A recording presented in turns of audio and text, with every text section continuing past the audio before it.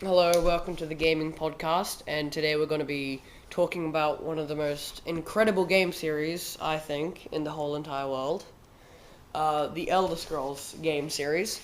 And I'm going to be talking about the Elder Scrolls lore, and my friend, Dom, will be talking about the history of Bethesda. Uh, the lore of the Elder Scrolls is one of the richest and most exciting ones I've ever read and learnt. Compared to other game lores, such as the Final Fantasy series, or in my opinion, the Lord of the Rings books, it exceeds those series. But not many people know the full history behind the Elder Scrolls. It all began in the first era when these divine beings called Daedra all got together to create the universe, or Mundus, as they call in that series. But there were some divine beings who did not agree with the creation of Mundus, and they were called the Daedras. And all over the continent Tamriel, which we'll be focusing on, you can find people who worship different Aedras and different Daedras. Now, there are different parts to the continent of Tamriel, such as the country of Elsewhere, which is the home to the Khajiits, a feline race full of merchants and thieves. And then there is the country of Morrowind, which is the home of the Dark Elves, which are a very evil race of elves. And then there's Valenwood, which is home to the Wood Elves. Now, the Pocket Guide to the Empire describes Valenwood as a sea of endless green, a maze of foliage with half-hidden cities growing like blooms from a flower. Aldmeris is the original home of the elves, of all of the elves, but no one really knows if it is just memory or if it's actually there, because no one's ever been there. And then there is Hammerfell, which is the new home to the Redguard warrior race, who moved there after their home Yakuda was destroyed, and now they blame themselves for the destruction of their old homeland. And then there is the country of Black Marsh, which is the home of the Argonians, a reptilian-like race. And then there is Cyrodiil, which was the original home of the High Elves, and then the High Elves created a human-like race called the Imperials, who sold and killed off the High Elves, and now they inhabit Cyrodiil. And then there's Skyrim, which is the now home of the Nords, but used to be the home of the Elves. And our final one is High Rock, which serves a large purpose in the Elder Scrolls lore, because that is where the history began to be written down, and it is also home to the Bretons and the Orcs. They are two very different races. The Orcs are very strong and barbaric, and the Bretons are very smart and skilled with magic. Now, one of the most important people in the lore of the Elder Scrolls is Uriel Septim the Seventh. Now, Uriel Septim the Seventh was the almighty ruler of the whole of Tamriel, but he was secretly banished, sent away to the plains of Oblivion, which the Oblivion is kind of like a hellish type, and it is home to the Daedras.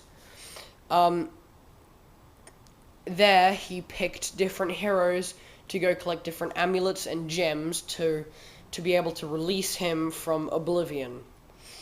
After the first one was collected, Uriel Septim picked a new hero to collect the next one, and this continued until Uriel Septim was released. And a couple of months after Uriel Septim was released, he was killed by the Mythic Dawn. And the Mythic Dawn is a Daedric cult that do the bidding of Lorcan, which is a mighty Daedra, the highest, most strongest Daedra there is, who you have to kill and destroy at the end of the 4th game, which is Oblivion. After the fall of Uriel Septim, we move out of the Imperial lands and head into a new story in the land of Skyrim, where the evil dragons from the country of Akavia are invading Tamriel again. You take control of a Dragonborn, which is a human with dragon blood, to go destroy Alduin. Alduin is the almighty dragon ruler. Along the way, you get to kill dragons, absorb their souls, and learn new different dragon shouts. Now, dragon shouts are a type of power that the dragons used to conquer everything. They are a way to summon magic through your voice. They're very powerful.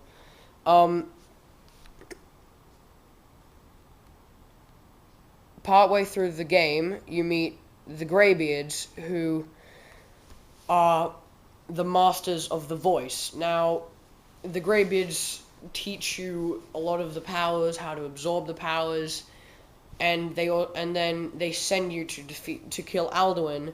And after you've done that, the game is over, and now we're just waiting to see what comes next. And that was The Elder Scrolls Lore by me, William Whitfield. Now we'll move on to history of Bethesda.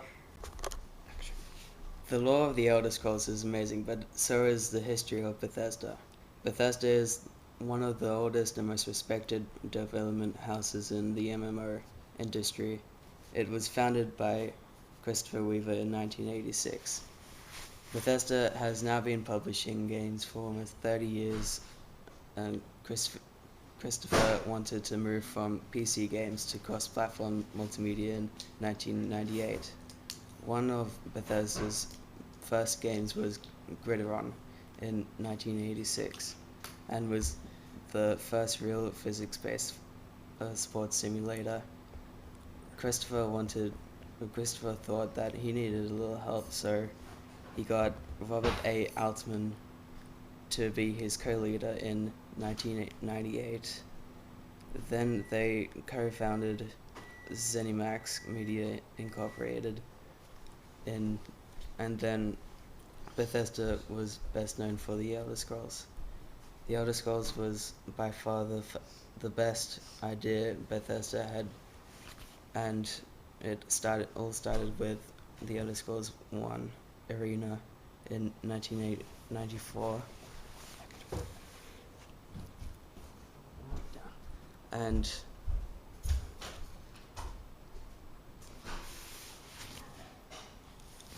it was on one of the first role-playing games on the DRS, and the Elder Scrolls 2 Daggerfall 1996, the Elder Scrolls 3 Morrowind in 2002 for PC and Xbox,